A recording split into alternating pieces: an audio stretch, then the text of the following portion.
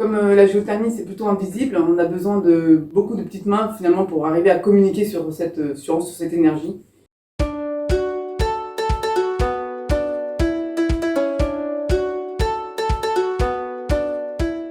Et alors, comme j'assure beaucoup de commerciales, je réponds au téléphone, je fais les devis, je réponds aux appels d'offres. De temps en temps, j'assure un peu de production en faisant des rapports, des études et un peu de suivi de chantier.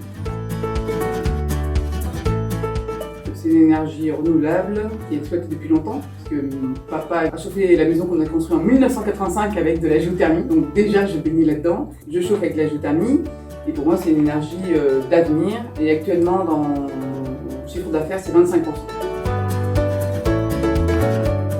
Alors, j'ai eu un cursus un peu particulier parce qu'au début je voulais pas être géologue et compagnie. Je suis rentrée dans la filière pour obtenir un diplôme, pour passer un concours que j'ai raté. Donc je suis restée dans la filière géologie. Donc une maîtrise de sciences de l'environnement, option hydrogéologie à Montpellier, et j'ai fini par un DESS génie de l'environnement, option génie géologique à Orsay.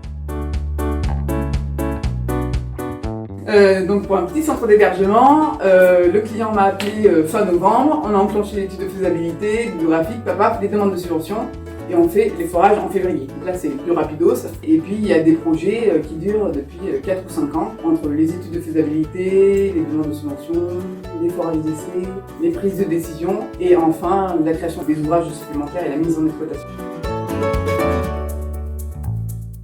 J'ai toujours bien aimé me promener dans la nature, regarder les petits oiseaux, ramasser les cailloux et tout. Ça va être une solution qui va être appliquée partout, puisqu'elle peut apporter du chaud, du froid. Tout le territoire français quasiment peut être exploité en géothermie, donc pour moi c'est une énergie renouvelable d'avenir.